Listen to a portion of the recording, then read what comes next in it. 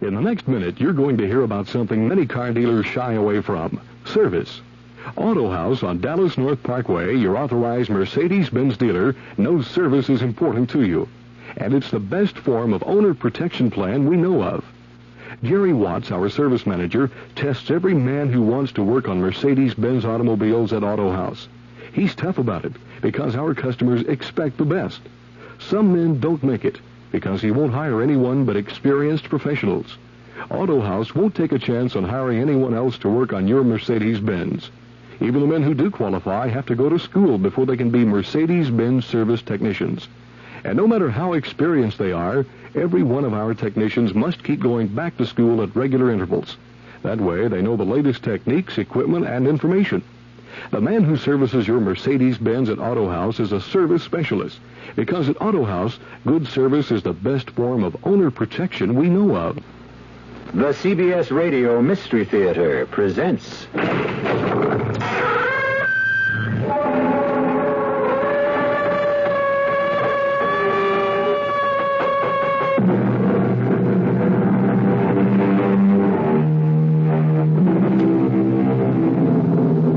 Come in. Welcome. I'm E.G. Marshall. Welcome to another hour with the great forces of the unknown. Those majestic forces that move around above and beneath us, pushing and pulling at our lives, our bodies, our brains. Forces no less powerful because we know them not. And here's a thought. How much of their power actually derives from their mystery? Were we to fathom them, explode their secrets, would they then become as comprehensible as, say, the centrifugal force in the spin dryer at the laundromat? Well, the day is far off when we can be that knowledgeable. So, in the meantime, listen. How will you do it? A gun? Do you have a gun? No. Well, then that's no good. A knife? Could you get near him? Near enough to use a knife? Do you have the strength? No. Well, so that's no good. But he has to die so that I can live. He will die. He will die tomorrow morning. How do you know?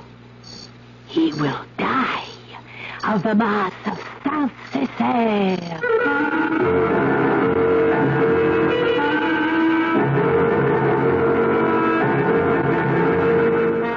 Our mystery drama, The Secret Doctrine, was written especially for the Mystery Theater by Elspeth Eric and stars Mercedes McCambridge.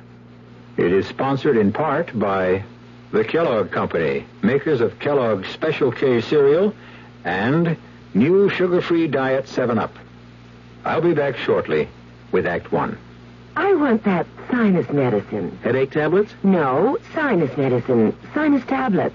Helps the headache and the pressure. Oh, you mean sign-off. Exactly. Headache pain is one thing. A sinus headache is something else. Sometimes your whole face can seem to throb with pain. You want relief. Take Sign-Off tablets. Sineoff, the sinus medicine that gives you a full dose of pure aspirin, plus a sinus drainer. Sign-Off, the sinus medicine that helps relieve sinus pain while you drain. And Sign-Off doesn't stop there. Have you tried Sign-Off Sinus Spray, the fastest known form of sinus congestion relief? It works in seconds. That's Sign-Off Sinus Spray. When sinus flares up, use Sign-Off tablets and spray only as directed. Sineoff. Sign-Off. Exactly. Sign-Off, the sinus medicines in the bright red box. If you're handy, or even if you're not, you know that a good part of getting the job done right is having the proper tools. Hi, Frank Lieber here for True Value Hardware Store. They'd be the first to agree with that. So to help you acquire the tools you need, they keep their prices low. For instance, get an 8-inch adjustable crescent wrench for just $3.99. Men who know, professional mechanics and tradesmen, ask for the Crescent brand by name. Just $3.99 at True Value Hardware Stores. A tape measure? The Lufkin Measure-Lock tape measure locks open, glides back at the touch of a button. The 12-foot size is just $3.49. Or how about a Weller soldering iron kit? It's a handy tool for a variety of hobbies and chores. The complete kit has an iron, 3-tip soldering wire, and is just $3.49. Weller soldering iron kits, Lufkin tape measures, and Crescent wrenches, they may be just what you need to get the job done right. And they're sensibly priced at the True Value Hardware Store nearest your home.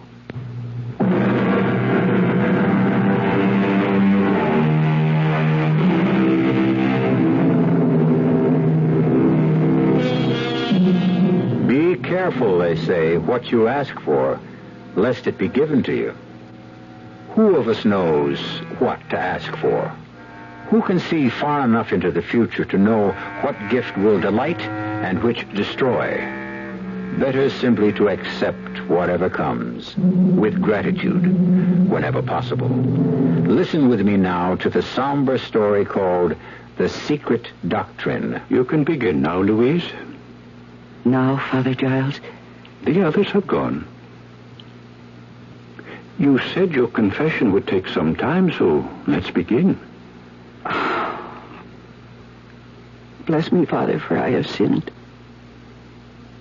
Go on, Louise, and speak up. Don't mumble. In thought, word, and deed. Oh, Father, I can't find the words to tell you. Remember, I sit in the confessional box not only as your priest, but as God's own surrogate. Father, you know Peter Sorrell. Sorrell? Yes. The American movie star. Oh, I don't know any American movie stars. Oh, you mean the actor who came here to make a film about the saint? It's Vincent de Paul? Yes. It caused quite a stir in the village. And then something happened. What was it? Father, Peter Sorrell died. Oh, did he die? I hadn't heard. This morning. Oh, God take his soul. What was his illness? He was not ill, Father. He simply died. He slipped away. But he was not an old man. What did the doctor say? Just what I told you. That he was not ill. That he simply grew weaker and weaker until death took him. I know what he died of, Father Giles. You know? He died of the Mass of Saint-Césaire. Do you know what you're saying? The Mass of Saint-Césaire has not been said in Gascony for hundreds of years. Most priests have never heard it. Oh, no good priest would even say it. I think you would best tell me all about it, Louise. Yes, Father. I was in love with Peter Sorrell. In love? Well, you never knew him. He only came here a month ago. I've seen all his films. Each one many times. When one of them came to Dax, I'd walk the 20 miles to see it. And if it was there for 2 days, I'd roam the streets all night to see it again and again, as many times as it was shown. You call this being in love? How old are you, Louise? I'm 38, Father. Have you ever loved a boy, a man? No, Father. I've been in love with Peter Sorrell since I was 18. I've written to him in Hollywood every week for 20 years. And once he answered me. And he sent me his picture. And when I heard that he was coming here, I saw the hand of God. Take care you don't blaspheme, Louise. That is how it seemed to me, Father Giles. Go on. The company he worked for had rented the big house on the hill for him. And the first day he was here, I took him some of my onion soup. Well. What have we here? I brought you some onion soup, Mr. Sorrel. If you'd care to accept it. I'd care like crazy. I've seen all your films, Mr. Sorrel. I love them all. You've got a big heart. And the next day I took him a bottle of wine. It's called sand wine, Mr. Sorrel. A local product. Like you. You're a local product. It's very good. Really, it is. So are you.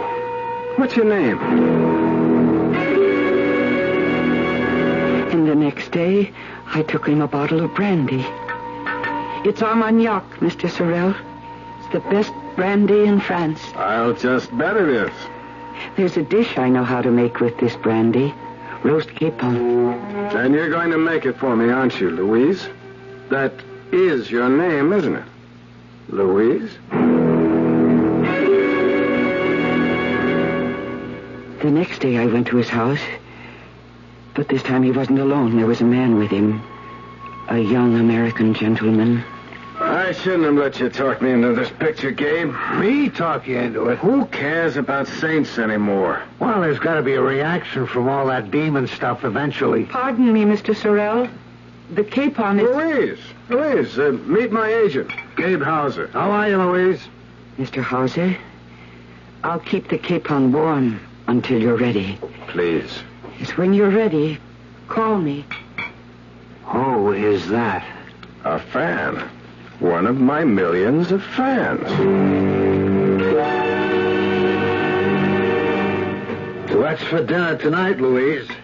Gascony pork and cabbage in a special sauce. Why can't we eat like that on the set, huh, Peter? Because Louise isn't on the set. Oh, if only I could be. Hey, we could fix her up with a walk-on or something, couldn't we? You could.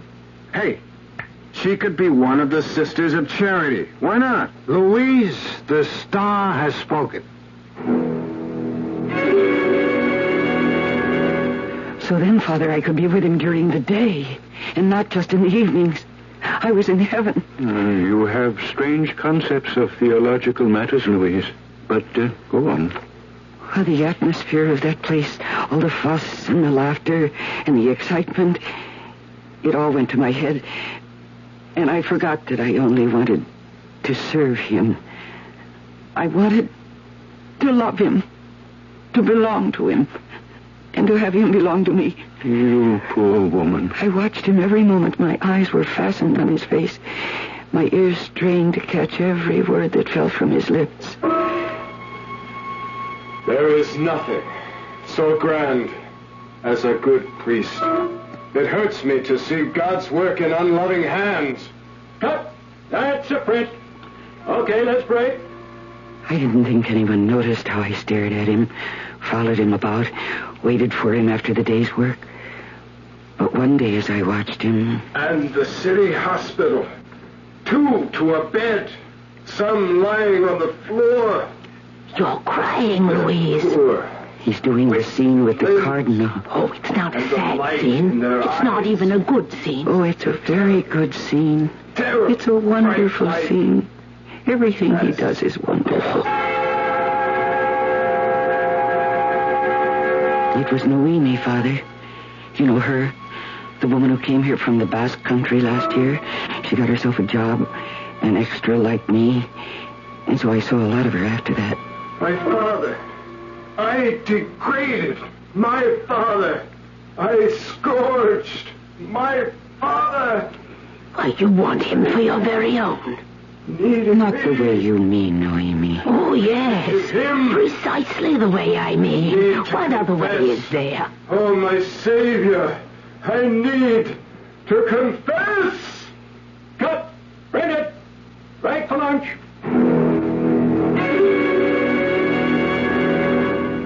Noemi was always there, Father. I couldn't send her away. She belonged there as much as I did, after all. Why in the world should I lie down when those poor people are calling for me? Why, you want him, Louise. It shows on your face. See them lying. It's hopeless. Tell me, can you get your hands on some locks of his hair, cuttings from his fingernails, his toenails? Why? Why should I? Why, they will give you power over him. Oh, I can't believe that. Oh, believe it's true. His hair, his fingernails, his toenails.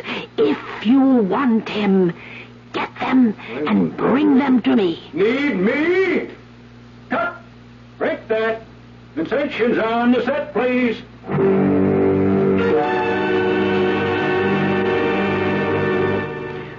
I didn't believe her, Father, not really. But my desire had become so great, I thought I should go mad. I had no trouble finding bits of his hair. I picked up all I needed from the floor of the makeup room. But the cuttings from his fingernails and his toenails, that was more difficult. Then one evening at his house... DePaul was the first social worker in history. You know that, Gabe? I mean, he organized social services. Would you like some more Armagnac, Mr. Sorrel? Oh, you still here, Louise? You can go home whenever you feel like it. You don't have to stick around. I've been listening and watching. A great dinner, Louise. I noticed you bite your nails, Mr. Sorrel, when you talk. Oh, yeah. A childhood habit. You shouldn't do that. Yeah, that's what my mother always said. If you'd let me cut your nails properly... My mother always said that, too. I have a scissors right here with me. My mother also always had the scissors right there with her.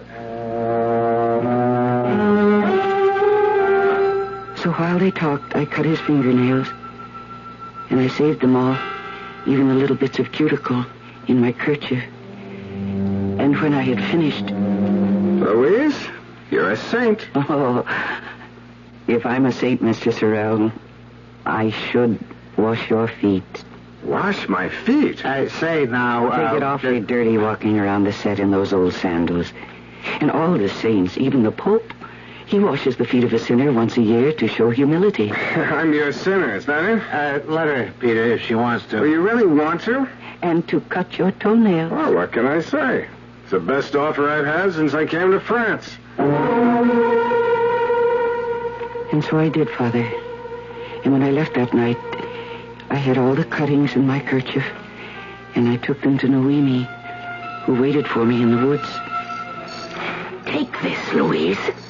What is that? It's a little bag made from the skin of a toad, which my own daughter impaled at midnight in the graveyard of the old abbey.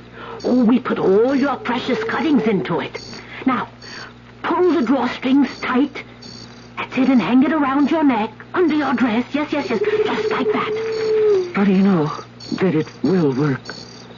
I know. It seems so wrong. It's going against God, isn't it? Have you ever heard of Eliphaz Levi and the secret doctrine? No. Well, Eliphaz Levi was his pen name. He wrote many books on the subject of magic. Magic exists. Always has existed all over the world. But I'm afraid of it, Noemi. Oh, give in to your fear, and you'll lose the thing you most desire. Conquer your fear, and the secret doctrine will bring you Peter Sorrel. How do I know? Magic is everywhere, unseen, unheard, but it is working all the time. You need only the spiritual energy to make it work for you. But do I have energy like that? I don't think I do. Oh, never mind. I do. Now, kneel down. No, do not bow your head. Raise your face to the sky. Send up a prayer from your loins to Aether, god of chaos and the dark.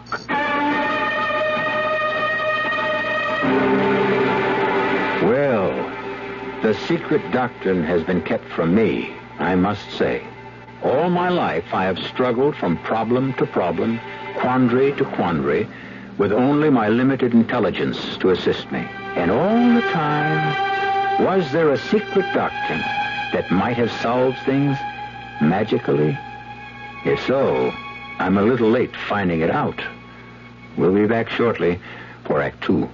Look, let's put an end to all this gloomy-sounding stuff you've been getting so much of lately.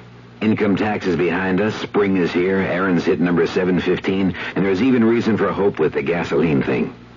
It's in this new spirit that I'd like to talk to you about buying a new car. It's a small car, one you can judge sanely, and not just in terms of how many miles per gallon it gives you.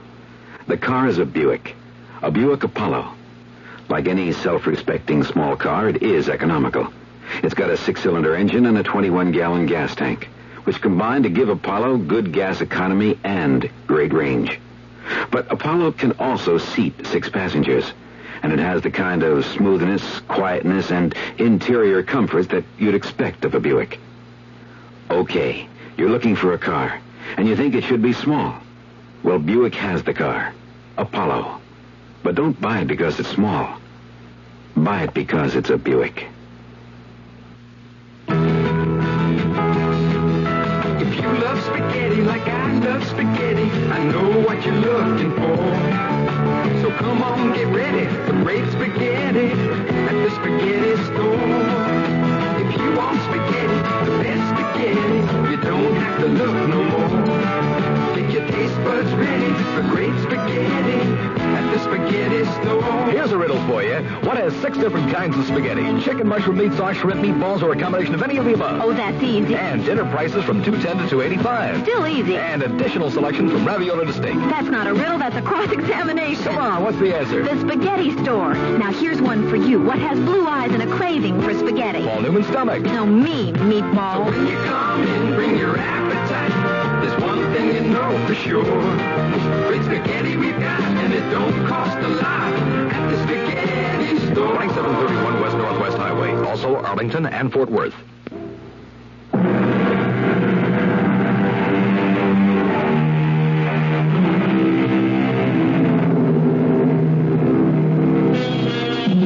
The only magic I have ever known was long, long ago, when I expelled a loud and angry scream, and food instantly appeared. Talk about rubbing a lamp. Talk about wearing a bag of discarded nails and hair about your neck. Well, we shall see if they can match my infant cry. Some sort of magic was working, Father Charles, because when I got to my feet after that strange prayer to the God of Chaos, there in the woods with the toadskin bag still hanging round my neck, I felt that I was a beautiful woman. Can you imagine that, Father? Yes. The next day was my last, so far as the film was concerned. I hated to step out of the Sister of Charity habit and get back into my own clothes, but my spirits rose to the sky when Peter stopped me and said... This was your last day, wasn't it, Louise?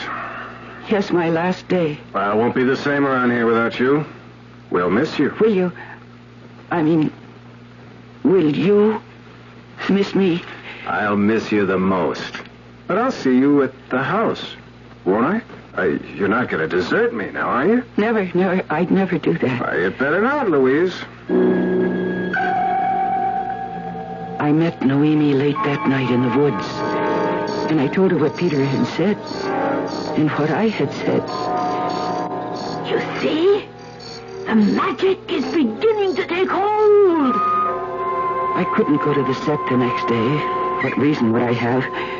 So I spent the day in his house cooking a shoulder of lamb for him in the Gascon style. You know how long that takes, Father. Louise! In the kitchen. What smells so good? It's something special I'm cooking for you. Louise, what have I done to deserve you? You're the greatest thing that's happened to me since... You're the greatest thing that's ever happened to me. Let's put it that way.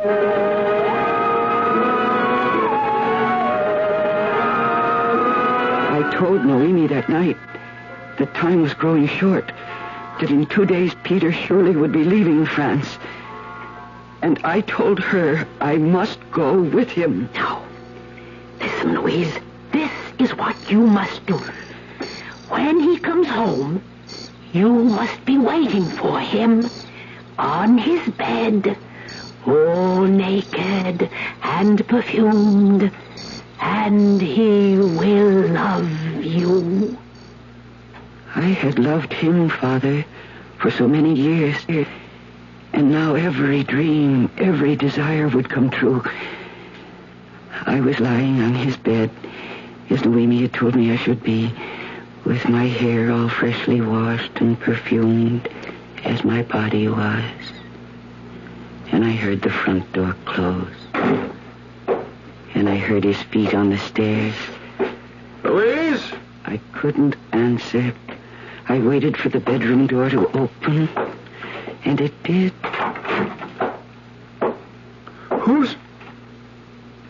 What a...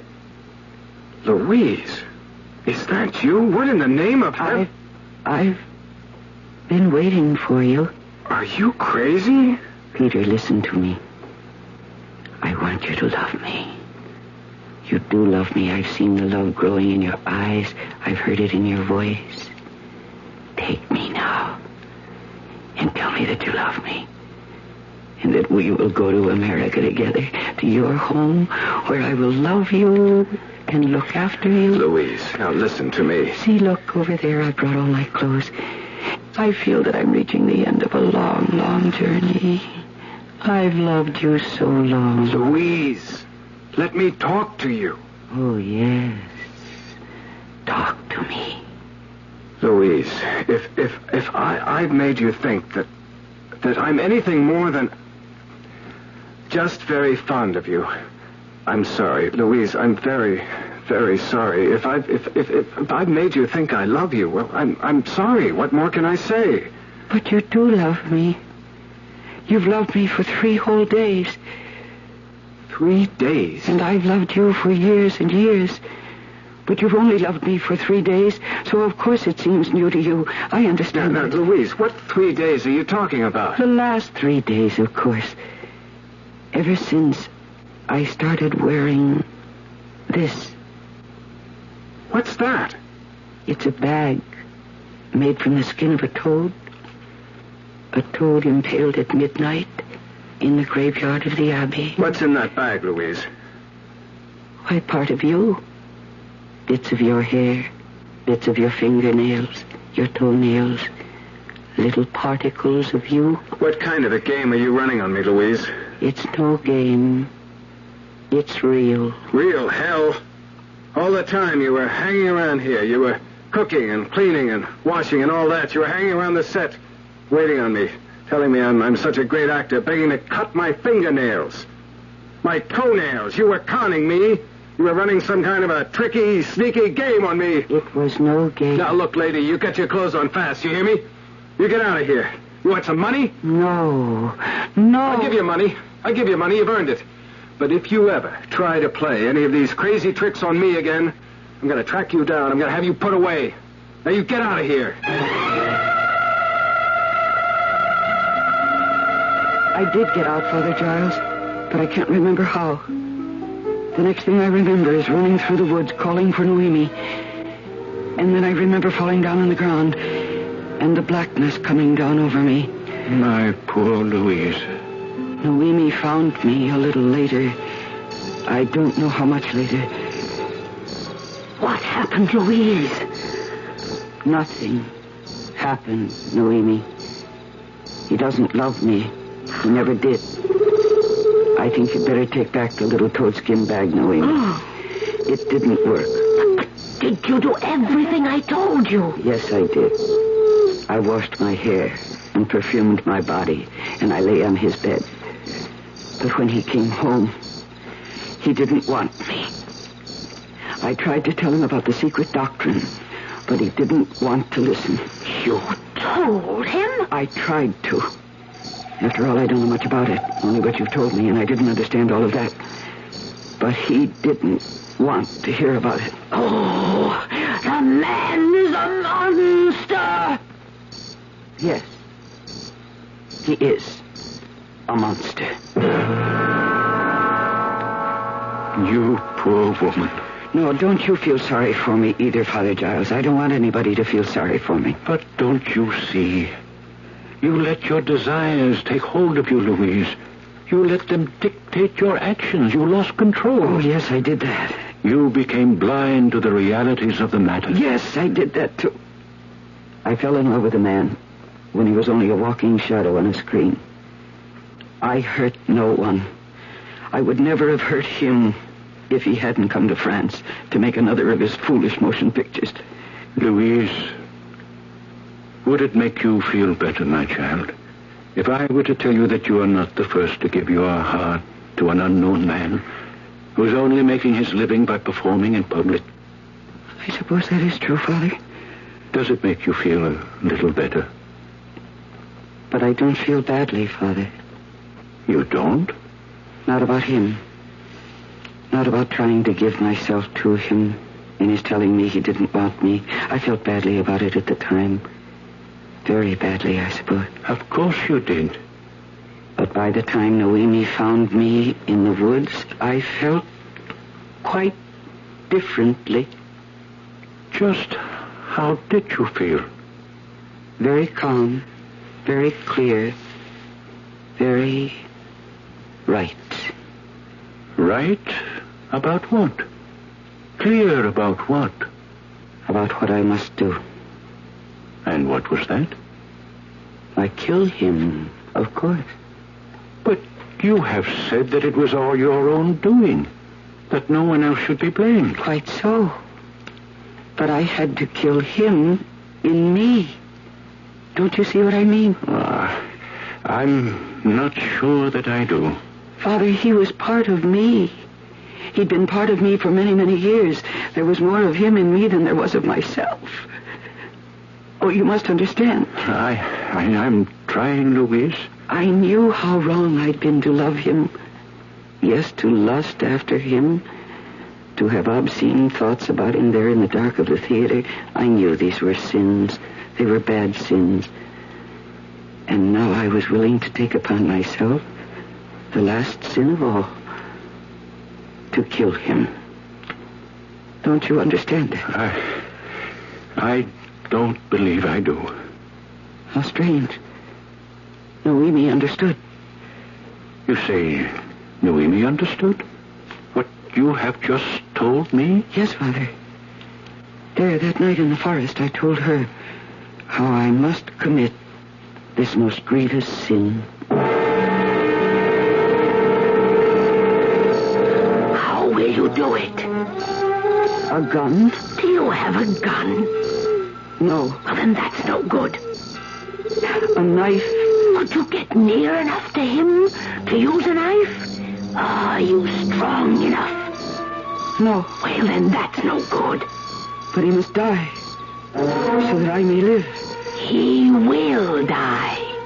He will die tomorrow morning. How do you know? He will die of the Mass of Saint-Césaire.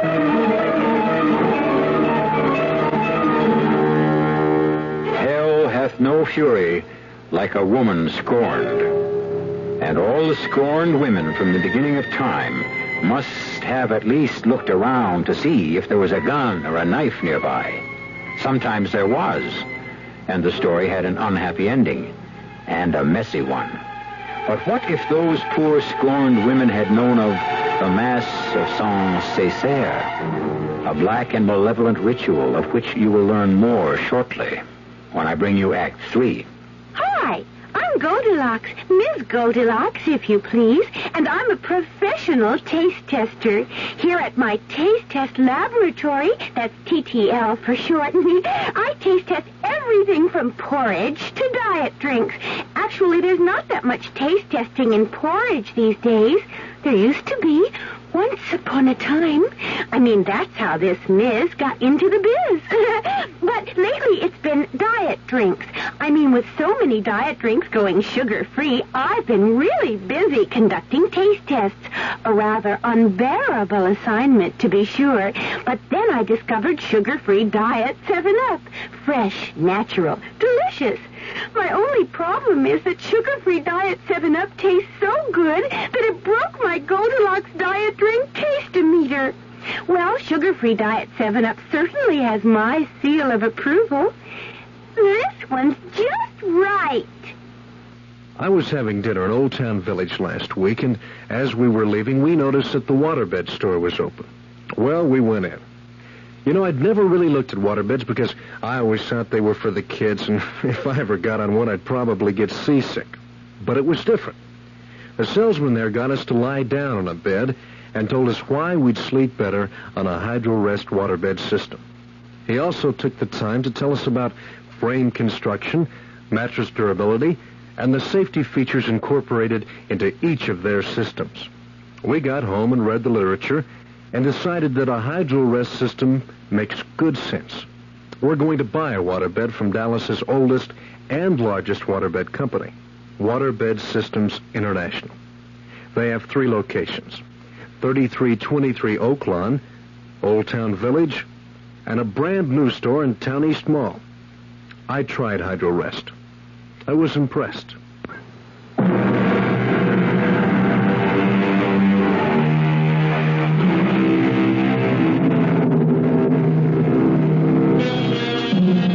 We promised you further details of the Mass of Saint-Césaire, that horrid leftover from the Dark Ages.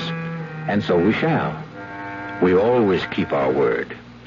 Let us pick up our story where we left off, with Louise and Noemi talking in hushed tones beneath the moon in the dark woods of Gascony. He has to die so that I can live. He will die tomorrow morning. He will die of the Mass of Saint-Césaire. How can anyone die of a mass? Oh, the Mass of Saint-Césaire is the Mass of revenge. The peasants of Gascony have known this for centuries. I must ask Father Giles. Oh, no, you will not breathe a word of this to Father Giles. But if he would perform the Mass... He wouldn't dream of it. He probably doesn't even know it. Ah, but I know a priest who knows it, and who will perform it. My daughter lives with him. Come, Louise. We went to the deserted abbey where the priest lived. No one told me his name. I never asked. You are the one who orders this Mass. Yes? For whom shall I say the Mass? For Peter Sorel. Who will be my clerk? Oh, my daughter will be your clerk, Father. Who will bring the water for the Mass? I shall bring it, Father. Do you know a place where the Mass can be held? Ah, by the ruins of the church, where the gypsies live, Father. I listened as though nothing they said had anything to do with me, Father Giles. I scarcely knew when they'd finished speaking. I only knew that after a while, Noemi took me by the hand and led me away. Come, Louise, come. We must get the water for the Mass. Shouldn't there be wine, Noemi? For the Mass of Saint-Césaire, there is no wine. There is only water. And the priest does not consecrate it. He drinks it. And it must be water from a well into which the body of an unbaptized infant has been thrown. Come now, Louise, come. Before 11 o'clock, we were at the ruined church. A dreadful place, Father, where bats lived, and toads, and owls. And through the darkness came the priest, Noemi's daughter by his side.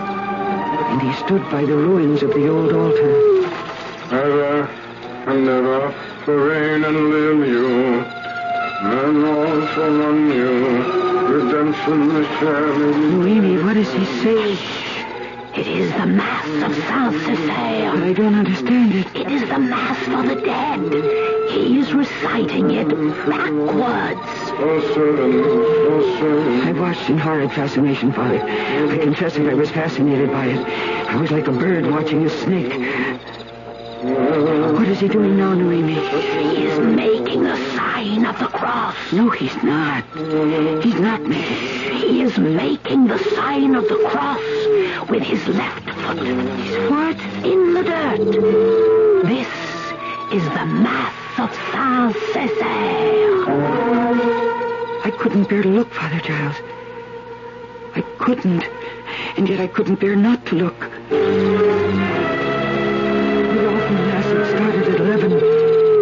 was drawing to a close as the hour of midnight struck.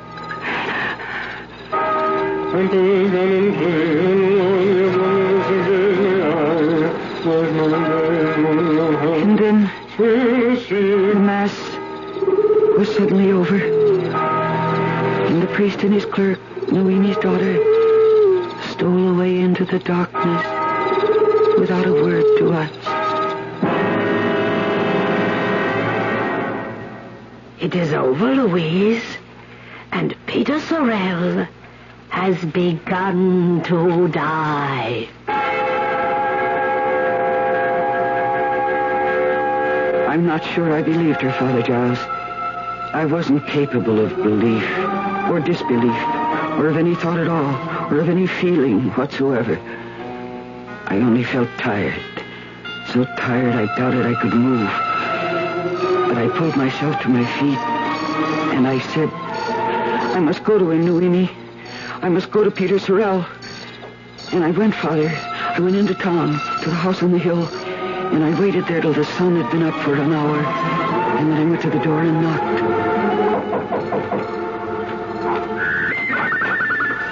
Oh, Louise.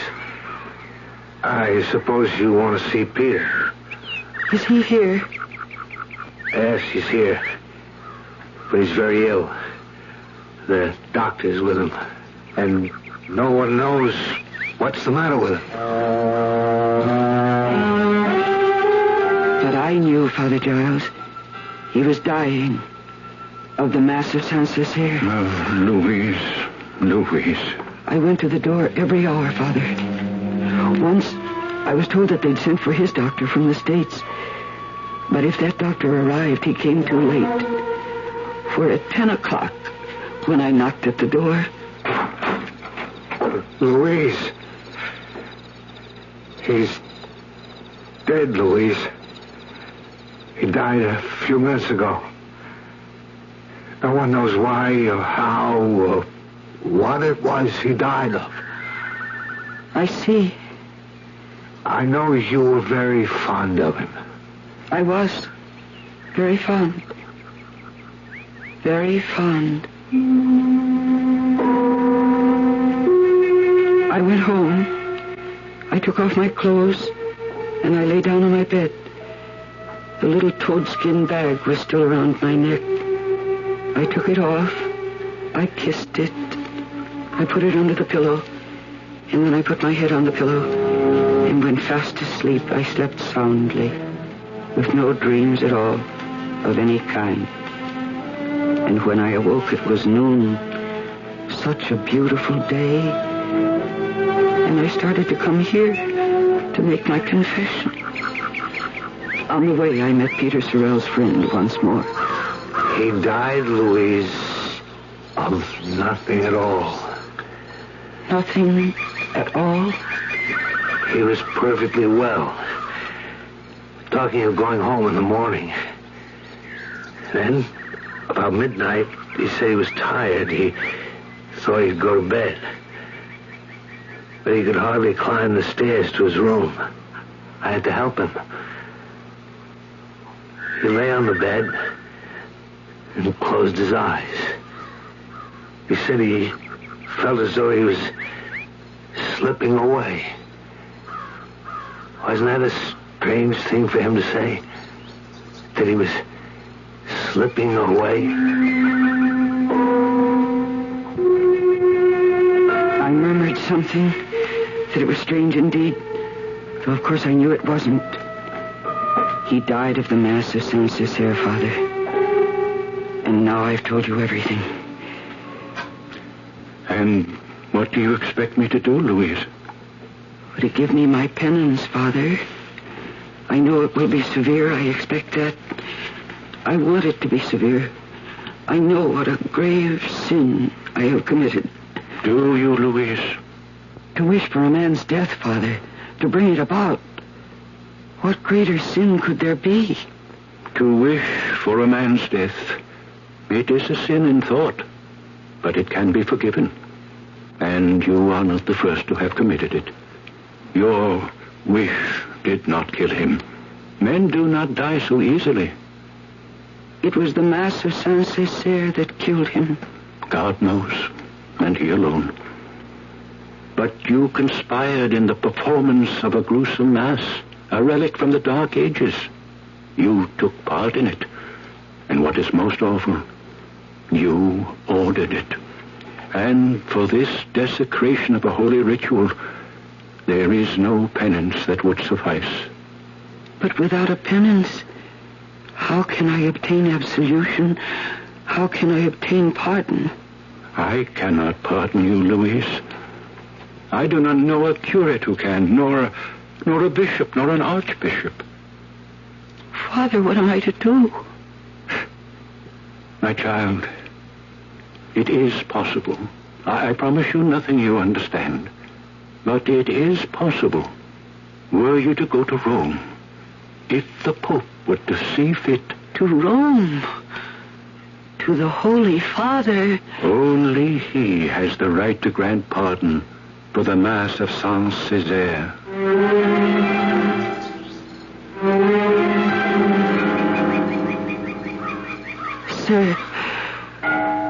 Sir, can you tell me, sir? May I ask you? Yes, Signora. Can I help you? Please. Is this the Vatican? This is Vatican City, yes. Is this the square of St. Peter? Yes. Straight ahead is St. Peter's Gate. Oh, I am here. You've never been here before? Oh, I have come to see the Pope. His Holiness is quite busy, Signora. I come here to make my confession. Let me take you to a priest. No.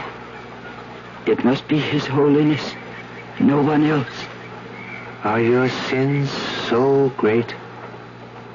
My sin is so great. Yes. Well, I'm only a student here, Signora, but I'll be glad to take you to a priest. No priest can help me. No bishop. No archbishop. But a priest might be able to arrange things so that you could see His Holiness, and not right away, of course. It would take time. I have time. It has already taken me a long time just to come this far. How long has it taken you? 1,000 days. Where did you come from? France. A little town in Gascony. But that could take you almost 3 years? Oh, you must have stopped off at different places. Each night to sleep and pray. You mean you walked all the way? An old woman like you? Do I look like an old woman? I have just turned 40. Oh, forgive me, but you look much older than that. It doesn't really matter now. Come. Let me help you to your feet. No. I shall stay on my knees until I see the Pope. I shall end my journey as I began it. Are you telling me that you have come 1,000 miles on your knees? But why? It is my penance for the Mass of Saint-Césaire.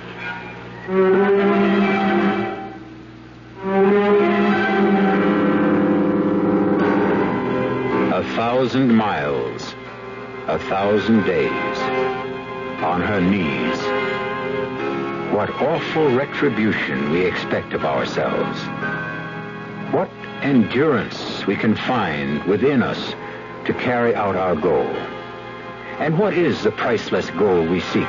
The goal that so obstinately eludes us after thousands upon thousands of miles and as many days. Why, I think it is nothing more and nothing less than peace of mind. I'll be back shortly. Great taste in the morning, Kellogg's up and grinning. This is Jerry Coffer for Kellogg's Special K. You know, for years we've been talking about the Special K breakfast, a great way to start the day if you have a weight problem.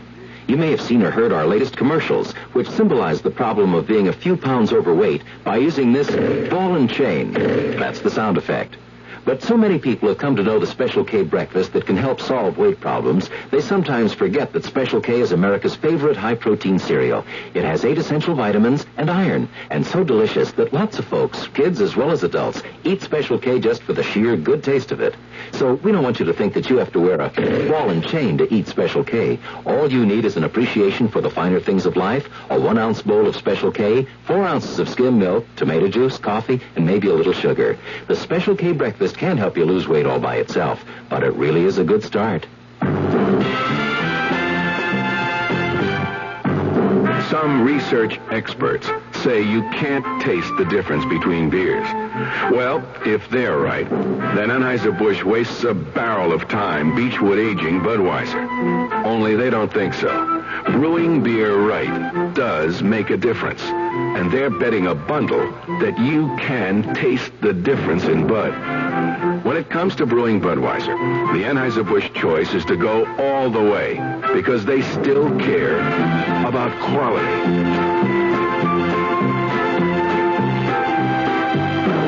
Look at it this way. If the Bud people have a choice between what some experts say and what beer drinkers say, well, you'd better believe they'll go with you beer drinkers every time. When you say Budweiser, you said it all.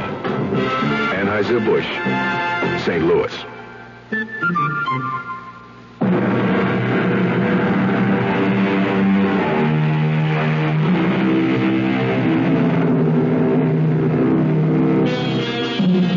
I told you it would be a somber story, did I not? And so it was. Well, exploring the unknown is not all fun and frolic. But the unknown must be explored in the wild hope that one day it will become known. I wonder, though, when it is as familiar to us as, say, the combustion engine, will it stop being fascinating and become boring? What then will we do for fun? What will happen to this program? Merciful heavens, what will I do for a job? Our cast included Mercedes McCambridge, Mildred Clinton, Bill Johnston, Robert Dryden, and Nick Pryor. The entire production was under the direction of Hyman Brown. Radio Mystery Theater was sponsored in part by Sign-Off, the Sinus Medicines, Buick Motor Division, and Anheuser-Busch Incorporated, brewers of Budweiser. This is E.G. Marshall inviting you to return to our Mystery Theater for another adventure in the macabre. Until next time, pleasant dreams.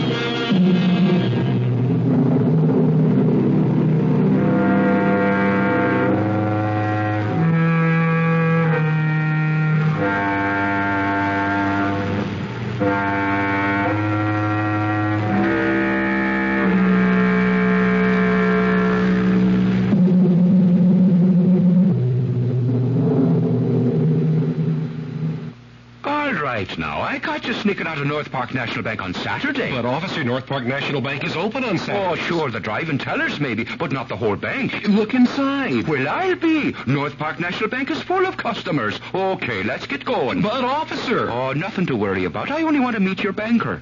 North Park National Bank, Bodecker at Park Lane, is now open 9 to 1 every Saturday. And it's legal. What more could you want from your bank? All right, which one of you stubborn parked out front here now? KRLD, Dallas.